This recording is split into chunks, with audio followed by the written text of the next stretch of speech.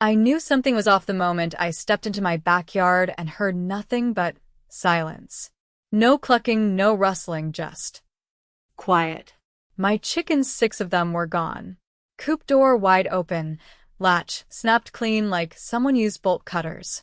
I stood there in my flannel pajama pants, mug of coffee trembling in hand, staring at an empty coop like it was some kind of bad dream. Clover? Biscuit? Nugget? I called out anyway, hoping maybe they'd wandered off. But chickens don't just vanish. Not without help. Now, I've lived in Oak Ridge Pines for 5 years.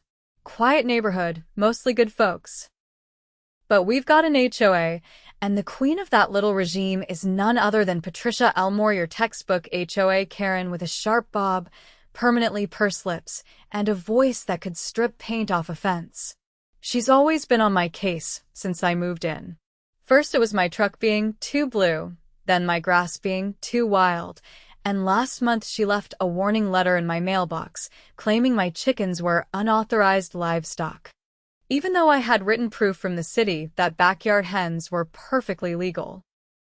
I marched straight back inside, pulled the footage from my backyard security camera, and there she was.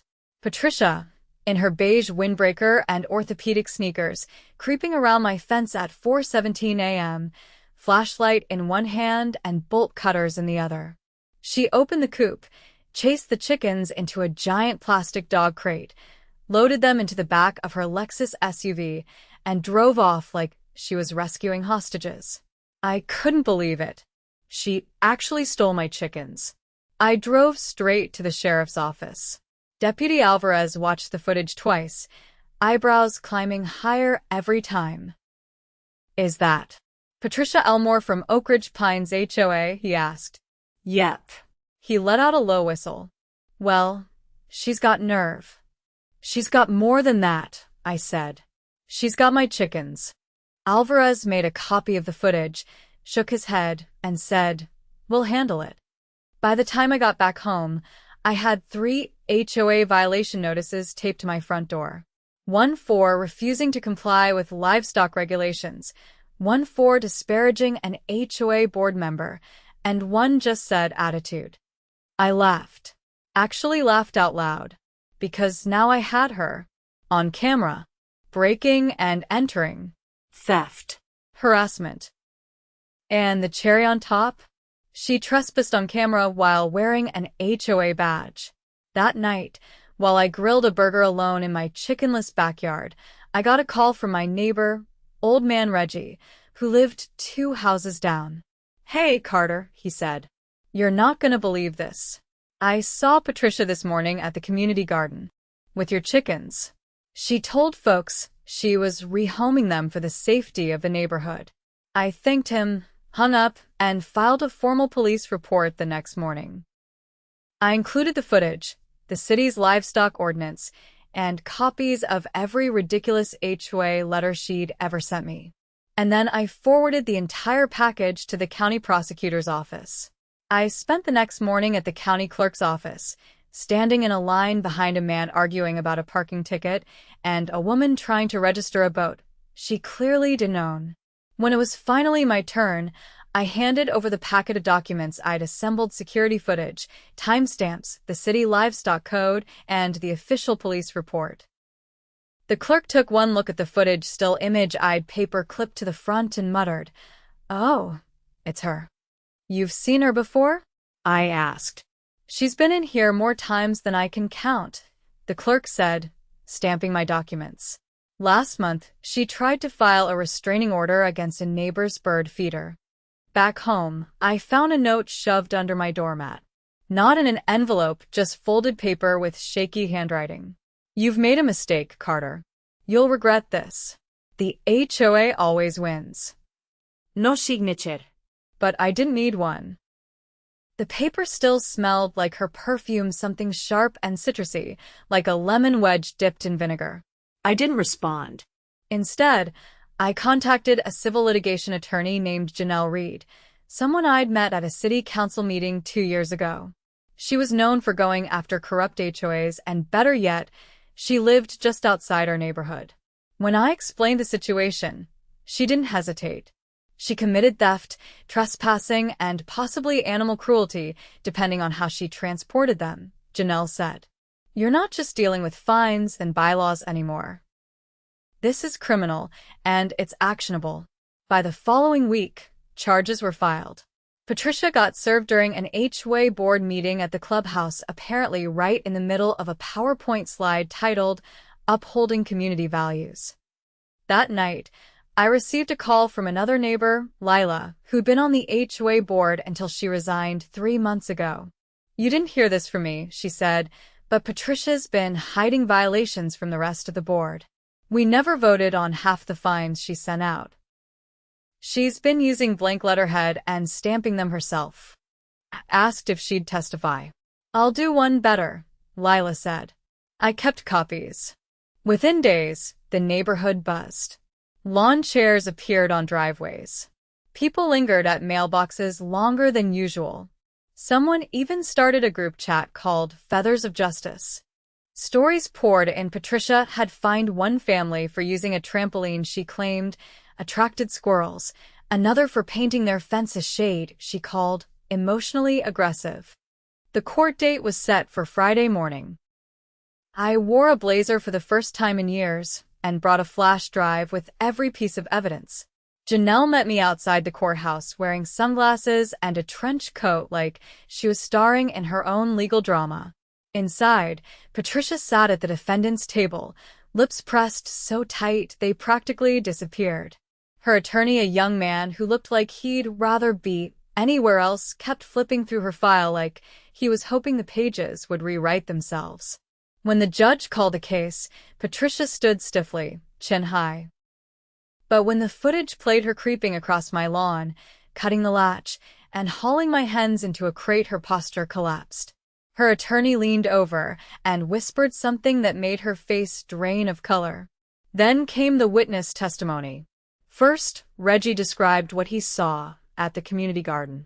Then Lila took the stand. She brought a folder with over 20 fraudulent notices Patricia had sent without board approval.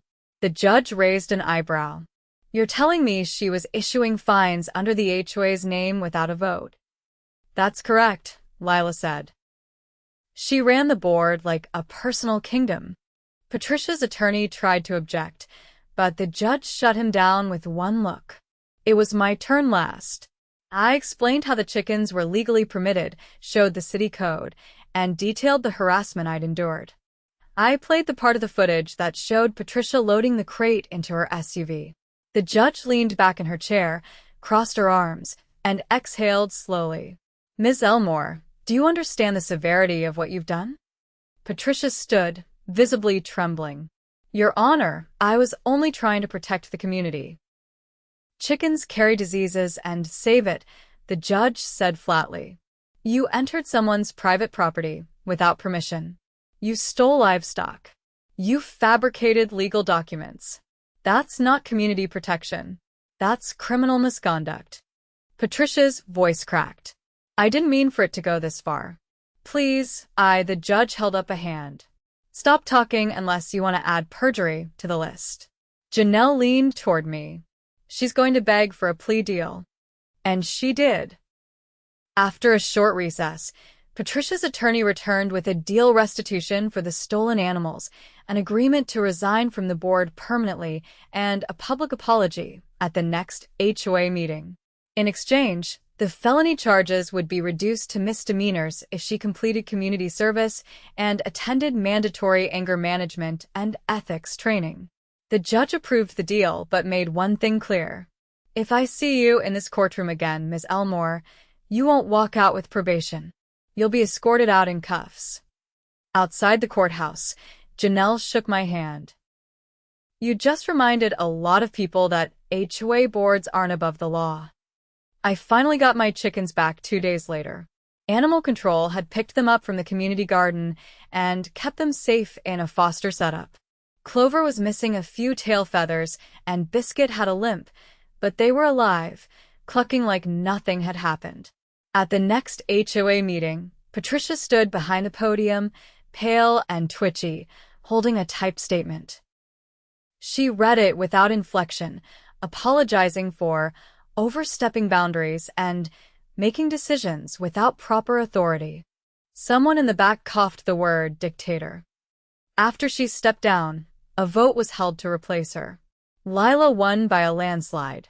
She promised transparency, fair enforcement, and most importantly, a retraction of every bogus violation Patricia had issued. By the time I walked home, the air felt lighter. Reggie waved from his porch. Kids were back on the trampoline. Someone played country music from a garage speaker. And my chickens? They were back in their coop, scratching around like they'd never been abducted by a woman who thought HOA power meant she could rewrite the law. Patricia vanished from public life after that.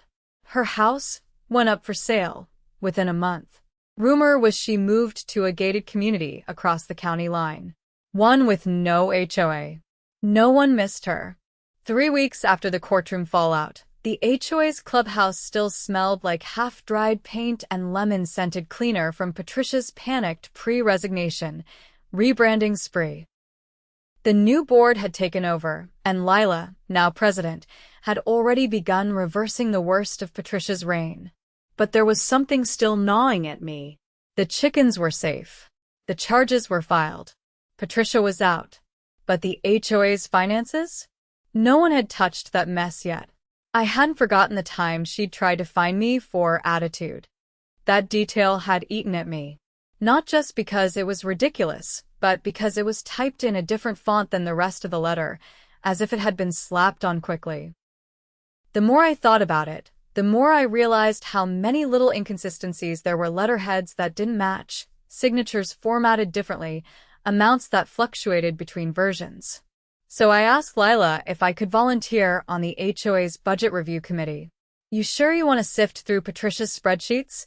she asked me as we stood in her garage, where she'd set up a makeshift office with a folding table and a Keurig machine that spat coffee like it was angry.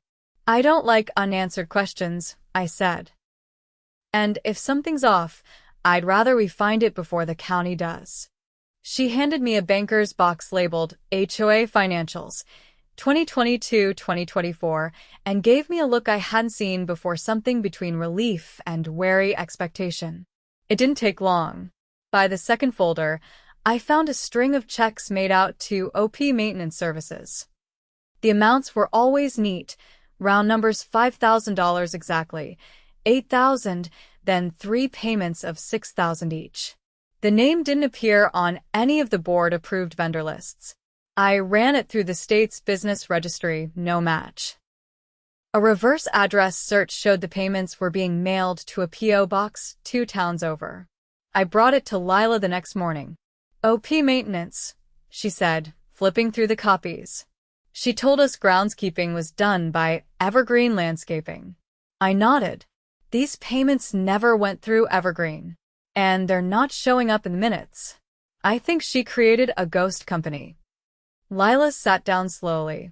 "You think she was embezzling?" I didn't answer. I didn't need to. We contacted Janelle again, and within a week, she helped us file a formal complaint with the State Attorney General's office. The AG's Financial Crimes Division launched a preliminary audit. I handed over every document I'd found, along with a timeline of the transactions and a list of board meetings where those payments were never discussed. 2 investigators showed up at the old clubhouse on a Thursday morning wearing state badges and carrying laptops. They asked questions for over 3 hours, combed through archived emails, and requested access to Patricia's HOA-issued laptop, which Lila had locked in a filing cabinet the day after Patricia resigned. That's when the floodgates opened.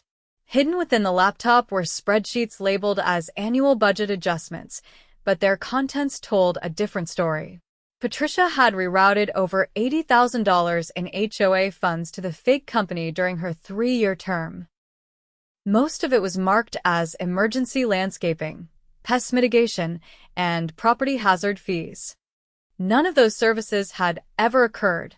The AG's office issued a search warrant for Patricia's home. They found HOA documents in her garage, including blank violation slips, and used HOA stamps, and a ledger that listed homeowner payments, some of which never made it into the HOA's bank account. The investigators also uncovered a second ledger tracking OP maintenance payments with handwritten notes next to each one. Next to the $5,000 payment from last August was the word new roof. Lila called me the moment she heard.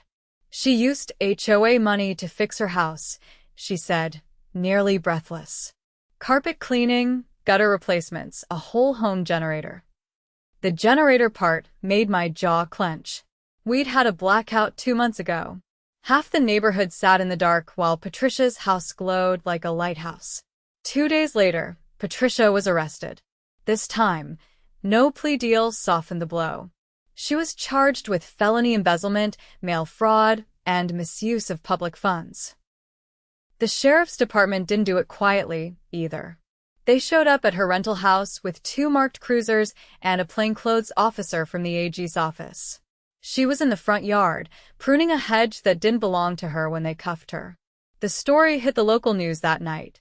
They led with the headline, "Former HOA president accused of embezzling tens of thousands in community funds." The footage showed her ducking into the back of a cruiser, trying to hide her face behind a gardening glove. That weekend, a town hall was called. Not just for Oak Ridge Pines, but for the surrounding neighborhoods too. The turnout was massive. Residents packed into the city rec center, some standing in the aisles, others sitting cross-legged in the back. The city council chair opened the discussion, but all eyes were on Lila when she stepped up to the mic. "We trusted someone to run our community fairly," she began. "Instead, we were manipulated, fined without justification, and watched our dues disappear into a pocket that didn't belong to any of us." The applause was thunderous. But what followed was even better. The council proposed a new ordinance. HOA boards would now be required to submit quarterly financial reports directly to the city for review. A volunteer oversight committee, made up of residents from each neighborhood, would be formed to monitor for irregularities. And most importantly, any fines issued by an HOA would now require approval from a third-party mediator before being enforced. Lila turned to me as the meeting ended. "You know this all happened because of your chickens, right?" "I guess they were good for more than eggs," I said. In the weeks that followed, Oak Ridge Pines transformed. With the HOA restructured, neighbors who'd once avoided each other started talking again. Fences got repainted not because they were told to, but because people wanted to. One guy down the block even turned his lawn into a wildflower meadow, and no one said a word. As for me, I built a new coop. Bigger, safer, with reinforced locks and a motion sensor light that could probably spotlight a raccoon at 50 yards. Clover and the others took to it like royalty. One evening, Reggie stopped by with a 6-pack and a story about how Patricia once tried to fine him for a wind chime that violated auditory harmony. We sat on the back porch, watching the chickens peck around the yard while the sun dipped low. "You ever think about running for the board?" he asked. I laughed. "I'm more of a back porch kind of guy." "Well, if you change your mind," he said, raising his bottle, "you've already done more for this place than any board ever did." I didn't answer. Just watched Clover hop onto the perch, feathers catching the last light of the day. Justice didn't always come quickly. But sometimes it came with feathers, a flash drive, and a very public arrest. The morning after the town hall, I found a padded envelope in my mailbox. No return address, just my name scribbled in shaky blue ink. I opened it cautiously on the porch, half expecting a cease and desist or some final act of spite from Patricia's camp. Instead, it was a phone, an old, beat-up flip model, the kind you only saw in thrift stores and detective shows. Taped to the back was a note. "This belonged to her.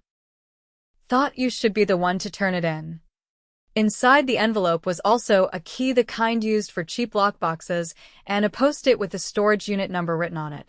That afternoon, I called Janelle. "Someone's trying to clean up after Patricia," I told her. "Or maybe they're hoping I'll be the one to set fire to the last bridge." She met me at the storage facility just off the highway, a concrete row of orange doors that buzzed under the sun. The unit was small, maybe 10 by 10. The key slid in easily. What we found inside was worse than either of us expected.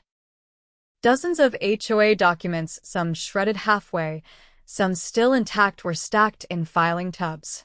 But what caught Janelle's eye was the box labeled vendor agreements, personal copies. She dug through the folders quickly, pulling out one after another. She was awarding contracts to shell companies that didn't just route to her, she said, voice low. They routed to relatives. A cousin in Charlotte, a niece in Tampa, all listed as independent contractors. I opened another box. Inside was a binder full of photos, pictures of homeowners' yards, cars, even the inside of some garages. Dates and times were scrawled in the margins. Beside one photo of a neighbor's broken lawnmower, noise complaint opportunity wait for 9 p.m. She planned this stuff, I said. She stalked people. Janelle took out her phone. This isn't just embezzlement anymore. This is premeditated harassment. Possibly stalking. At this point, the authorities need to see all of it. By that evening, the Attorney General's office had dispatched 2 investigators to seize the contents of the unit. They added new charges to Patricia's file: unlawful surveillance, fraud through familial proxy, and conspiracy to defraud a registered nonprofit. The trial date was moved up. In court, Patricia looked like a different person. The haughty posture was gone, replaced by a nervous jitter that never stopped. Her lawyer, now replaced by a white-haired defense attorney who'd once worked as a public defender, started the day by requesting a psychological evaluation, citing stress-induced paranoia and emotional trauma. The judge, stern, no nonsense, denied it. We're not here to debate your client's mental state, she said. We're here to determine what she did with nearly $100,000 in misappropriated funds and how she managed to turn a homeowners association into a personal enforcement arm. Janelle presented the storage unit evidence in crisp order. Every document was tagged and organized. The photos, the ones Patricia had taken of neighbors at night, through fences, elicited a sharp intake of breath from the courtroom gallery. Several neighbors who had been targeted sat in the back row. One of them, a quiet woman named Teresa, who'd been fined 3 times for excessive windshield volume, clutched her husband's hand the whole time. When the prosecutor played a voicemail Patricia had left for one of her fake vendors, coaching them on what to say if the bank ever asked questions, the courtroom fell completely silent. The judge leaned forward. Ms. Elmore, how do you respond to these allegations? Patricia stood slowly. Her voice wavered. I never meant to hurt anyone. I thought I was keeping things in order. The neighborhood people didn't follow the rules. I tried to make it better. You made things better by funneling funds to your relatives? The judge asked. By photographing residents without consent? By fabricating contractor identities? Patricia's voice cracked. I was under pressure. I didn't have help. No one wanted to do the hard work. The judge gave her a long, level stare. I've seen many kinds of theft, Ms. Elmore. But theft wrapped in the language of community stewardship? That's a special kind of manipulation. The jury took less than 4 hours to reach a verdict, guilty on all counts. Sentencing came 2 weeks later. Patricia stood in her best attempt at humility, hair pulled back, no makeup, gray cardigan. Her new lawyer asked for leniency on account of her age and lack of prior criminal record. The judge was unmoved. You had the trust of your neighbors and the authority to help them, she said. Instead, you weaponized that authority to control, to steal, and to punish. You created fake businesses. You violated privacy. And you did it all with the arrogance of someone who thought no one would ever stop you. Patricia's sentence: 18 months in state prison, followed by 5 years probation. She was also ordered to pay full restitution to the HOA, including funds taken through her relative shell companies, and barred from holding any leadership position in any registered organization for 10 years. She tried to speak near the end, a faint whisper asking if she could address the court. The judge allowed it, but Patricia's voice caught in her throat. She only managed 4 words. I made a mistake. Then she was led out of the courtroom, handcuffed and silent. Back in Oak Ridge Pines, things changed quickly. The board, under Lila's leadership, implemented term limits and a transparent vote process for every major decision. The old HOA bylaws written in dense legalese and vague language were rewritten with community input. A third-party accountant was hired to manage the books, and a rotating neighborhood committee was established, so no single person ever held unchecked power again. The photos from Patricia's binder were sealed into evidence, but digital copies were shown at a final HOA open forum. Not to shame residents, but to highlight the depth of what had happened and to ensure no one ever tried it again. People shook their heads, some in disbelief, others in quiet apology. A few neighbors I'd barely spoken to over the years came up to me, thanking me, offering eggs for my chickens in solidarity. One woman even left a ceramic hen on my porch, painted with the words, "Neighborhood Watchdog." I never found out who gave me the phone or the key to the storage unit. Janelle had a theory, maybe it was one of Patricia's relatives who didn't want to go down with her. Or maybe someone on the board who'd gotten cold feet at the last minute. Either way, I didn't need credit. The community had seen the truth. And more importantly, they'd acted on it. Clover and the rest of the flock settled back into their routine. I added a few new hens and built a small garden around the coop, full of lavender and rosemary. Kids came by sometimes to feed them, parents waving from the sidewalk. One afternoon, I saw Teresa walking her dog. She paused by the fence, smiling. "You know," she said, "these chickens kind of saved us all." I chuckled. "They're not just eggs and feathers. Turns out they were the tipping point." She nodded. Funny how justice starts with small things. And she was right. It wasn't just about the chickens. It was about standing up when something felt wrong, about pulling the thread until the whole rotten sweater unraveled. And once it did, the neighborhood breathed again. Better, stronger, wiser. All because one woman thought she could steal a few birds without anyone noticing.